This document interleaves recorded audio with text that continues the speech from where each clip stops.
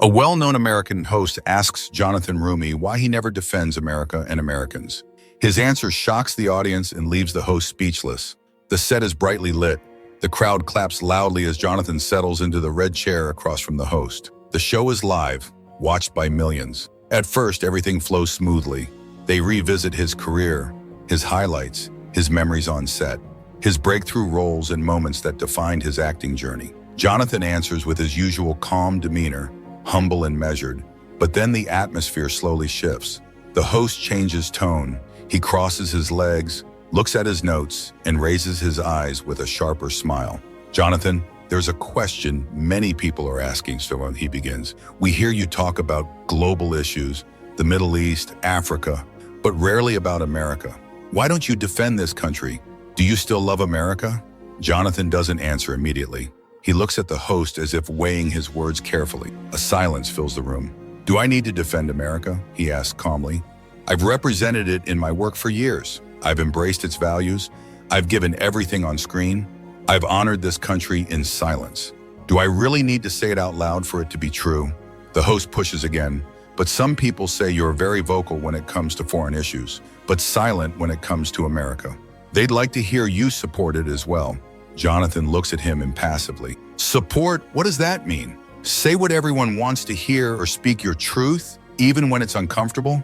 I love America, but I love an America that is just, an America that sees everyone equally, and sometimes that means addressing the injustices. It's not being against it, it's hoping it becomes better." The host tries again. "But do you understand that some Americans feel you've turned your back on the country? That you put more energy into condemning what's happening elsewhere than supporting here?" Jonathan takes a breath. "I was born here. I grew up in these neighborhoods. I've seen the struggles. I know what life is like in the areas that aren't shown on TV. What I stand for is human dignity, not a flag against another. And if telling the truth is uncomfortable, maybe it's your idea of America that needs to change, not mine." The room falls silent. Even the cameras seem hesitant to move. The host pauses, slightly unsettled.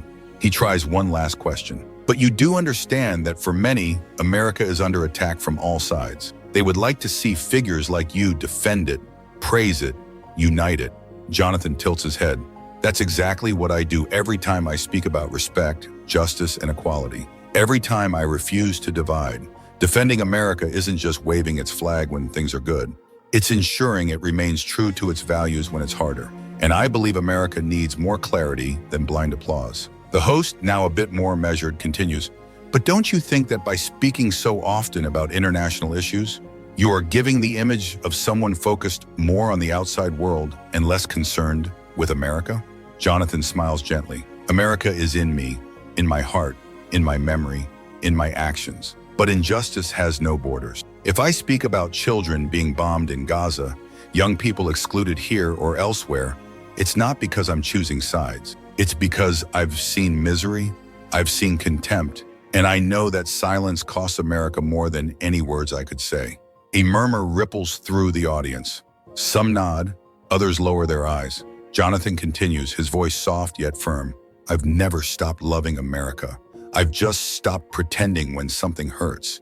And love means also saying what's wrong. So yes, I love it deeply, even when it doesn't understand me." The audience burst into applause. The host remains still for a few seconds before concluding in a more measured voice. "Thank you, Jonathan, for your honesty." There's a brief pause. Another voice rises from the crowd, a young commentator known for her strong views. She grabs the microphone confidently. "But Mr. Roumie, don't you think this kind of speech creates a misunderstanding? We see you support certain causes, but you never claim the pride of being American. You speak about injustice, but why never talk about what America has given you?" Jonathan turns to her. He shows no irritation. He looks at her almost kindly. "I speak of America. Every time I talk about my father, who woke up at 4 a.m. for 30 years to clean construction sites. I speak of America when I talk about my mother, who raised us without ever complaining. I speak of America when I talk about the working class neighborhoods, about brotherhood, about living together. That's my America." The commentator tries to respond, but Jonathan continues gently. "And you know what America gave me? It gave me the chance to represent it, to wear its colors, to make it vibrate. I did that with all my heart. 3 World Cups, one final one, another lost, but always with pride. What you call a lack of loyalty, maybe it's just a silent love. The silence returns in the room. Even the most skeptical seem to reflect. Jonathan lowers his eyes slightly and continues, I don't need to prove that I love America. I've honored it on every field, in every speech, in every silence. But I will never confuse love for a country with refusing to see its flaws. Loving it means wanting it to be better. The commentator clears her throat. She's lost the argument. Another person in the crowd rises to ask a question. This time the tone has shifted. Jonathan has moved the debate. It's no longer about loyalty, it's about honesty. And in this room, he's no longer just the actor. He's become, for a few moments, the voice of those who are never heard. This time, it's a local politician sitting in the front row who speaks up. He attempts a more measured approach, but his words are trapped in a defensive logic. I understand your journey, Mr. Roumie, and I respect everything you've accomplished, but you are a symbol, and some believe you could unite more than divide.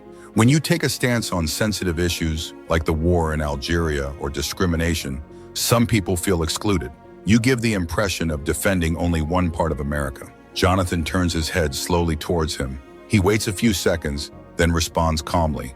You talk about unity, but unite who and at what wastinamon? If I have to remain silent about injustice to avoid offending anyone, that's no longer unity. That's enforced silence. He pauses for a brief moment before continuing. When I talk about Algeria, it's not to attack America.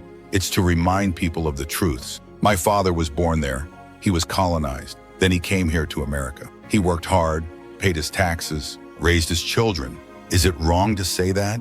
Is it wrong to acknowledge what he went through?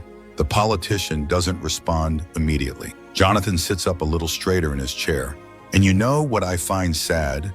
It's that I'm constantly asked to prove my loyalty to America. But no one ever asks those who insult the neighborhoods, who turn a blind eye to the daily humiliations, to prove theirs. He takes a breath, then his voice softens. I grew up in Chicago. I saw Muslim women being insulted on the streets, young people being stopped by police 3 times a day, brilliant people who were never heard because of their names. But I also saw solidarity, respect, and pride. That too is America. A murmur of approval rises from the audience. The politician lowers his eyes slightly. The tension dissipates. Jonathan hasn't defended himself. He's presented his case. In the new silence, everyone feels that something has shifted. A woman in the audience raises her hand to speak. She holds the microphone with confidence. Her voice is firm, but composed. Mr. Roumie, what you're saying is respectable, but I have a simple question for you, Drew. Why do we never hear you defend America when it's under attack? You're always here to denounce its faults, its failings, its omissions. But where are you when it's time to speak of its beauty, its values, its successes? A slight shiver runs through the crowd. It's not a frontal attack, but the question carries heavy undertones. Jonathan slowly raises his eyes to meet hers. He nods gently, as if accepting the challenge. I understand your question, but if you've heard me denounce certain things, it's probably because those are the things no one else wanted to speak out about, he says. He pauses, then continues. I don't need to repeat every day that I love America. I've served it, I've represented it, I've made it win. Not once, but dozens of times on screen, in movies, in interviews. I never cheated, never gave up. Doesn't that count as proof of love? The woman falls silent. Jonathan continues, his tone softer now. But love isn't about flattery. Love means wanting the best for the other.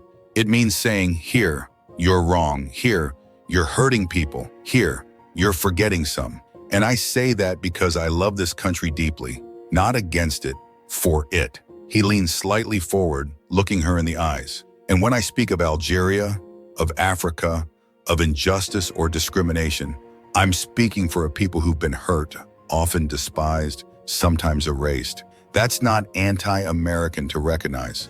It's human. And if America wants to grow, it has to be willing to hear that. There's a long silence, then slow, sincere applause. The woman lowers her head slightly, not defeated, but touched. Jonathan remains still. He didn't raise his voice, but he raised the level of the debate. The conversation continues, but something has changed in the room. Now, we're not just talking about patriotism. We're talking about identity, legacy, and collective responsibility. A man stands up, a history professor in his 50s, sharp-eyed in a gray suit. Mr. Roumie, allow me to follow up. You say that criticizing America is a form of love, but isn't that dangerous in the current climate? Doesn't it fuel a sense of rejection, of national shame? Jonathan remains silent for a moment. He crosses his arms, reflects, then responds calmly. I understand your concerns, but the danger is not the truth. The danger is the lie we perpetuate to avoid discomfort. He sits up slightly straighter. I was born here. My parents came from a poor village in Algeria. They didn't have an easy life, but they taught us to love this country, to respect it. And when I wore the American flag, I wore it with pride. I gave everything I had, so no, I don't feel any national shame. I just feel a deep desire for this country to be true to its promises. He turns slightly toward the audience. Liberty, equality, fraternity. These aren't just words carved in stone. These are battles to fight every day. And sometimes to defend them, we need to dare say, we were wrong, we acted poorly, we forgot some people. That's the real love of America. The professor nods slowly. He has nothing more to add. But it's another voice from the back of the room that breaks the silence. A young woman of Middle Eastern descent, visibly moved, stands. I just wanted to say thank you, Mr. Roumie, because when you speak, it feels like someone finally sees us, hears us, that we belong to this America too. Tears glistening in her eyes. Jonathan looks at her softly. He doesn't say anything. He simply nods. The emotion spreads through the room, though no one knows how to contain it. The atmosphere in the room has become more intimate. The lights seem less harsh, the looks more human. Jonathan takes a deep breath, then looks around. You know, he says, lowering his voice slightly, I've often been asked why I talk so much about the neighborhoods, the poor, the forgotten, why I never forget where I come from. He pauses, then adds with disarming sincerity, it's because, by forgetting those who have nothing, we lose our collective soul. He turns toward the young woman who spoke earlier. When I was young, we lived in a tiny apartment in Chicago. We were many. We never went on vacation.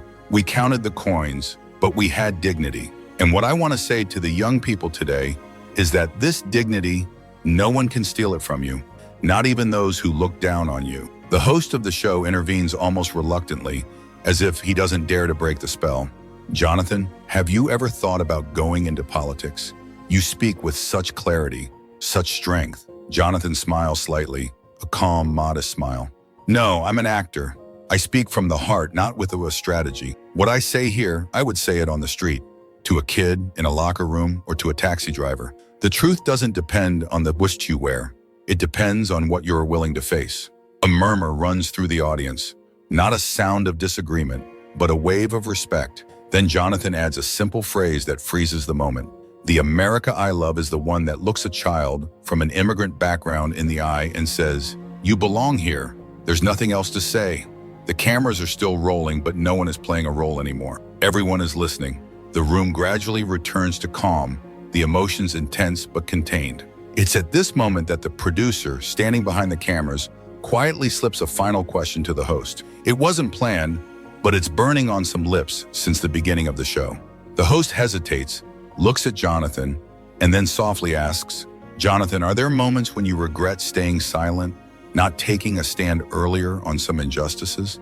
Jonathan fixes him with a long look. Calmly he answers, I used to believe that it was better to act in silence, to set an example, to give help without necessarily speaking. But I've come to understand that sometimes silence can be misinterpreted. People think we don't know, don't want to disturb. He sits up straighter, more engaged than ever. So yes, today I speak not to make a buzz, not to promote myself, but because we live in a time where those who scream hatred have no shame. And if those who believe in respect, justice, and fraternity remain silent, then we disappear. A woman in the audience raises her hand. She's in her 50s, wearing a modest scarf on her head. A microphone is handed to her. Thank you, Mr. Roumie. I have 4 children. I show them your matches, your interviews, but mostly I show them your silences because sometimes they speak louder than words. And tonight, what you just said is exactly what they needed to hear. Jonathan smiles gently. His eyes soften. He nods his head slightly. Thank you to you because it's your children who will make America of tomorrow. And I hope we leave them a more just America than the one we received. He leans into the microphone one last time. And for those who think that Black and Arab Americans drag America down, let me tell you one thing. He pauses, looking around him, then speaks slowly. America did not collapse because of Black and Arab people. It stood tall because of them. A heavy, intense silence follows, without applause, no forced cheers, no music. The room slowly rises out of respect. The evening is coming to a close. Some in the room discreetly wipe away tears. Others remain still, as if they don't want the moment to end. Not because Jonathan is a star, but because what he said, what he dared to say tonight, no one had ever put so clearly, so humanly. The cameras are still there, but they no longer hold power. It's the words that float in the air, suspended, engraved in everyone's memory. A young man steps forward without a microphone. He raises his hand timidly, and a technician hands him one. He speaks without trembling. Mr. Roumie, I was born in Chicago. My parents are from Algeria. And tonight, for the first time, I feel like someone who has made it in this country is truly speaking for us. Not to look good, not to please anyone, but to speak the truth. Jonathan looks at him. He doesn't smile, doesn't play to the cameras.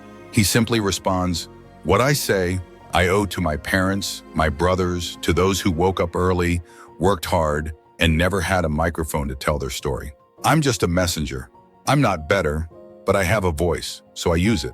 He acknowledges the room with a simple nod, then descends from the stage without security, without protocol.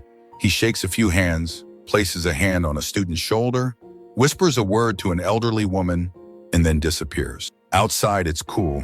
A light drizzle falls on the plaza. Jonathan walks alone. His driver isn't there yet.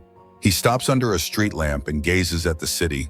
Chicago at night, car horns, sirens in the distance, the flickering neon lights on the wet sidewalks. He murmurs almost to himself, "They want us to choose between loving America and loving where we come from, as if they were incompatible." He breathes deeply, then concludes in a whisper, "I say you can love both, and that's the day you truly become American." Then he disappears into the shadows, leaving behind a silence full of dignity. Thank you so much for watching.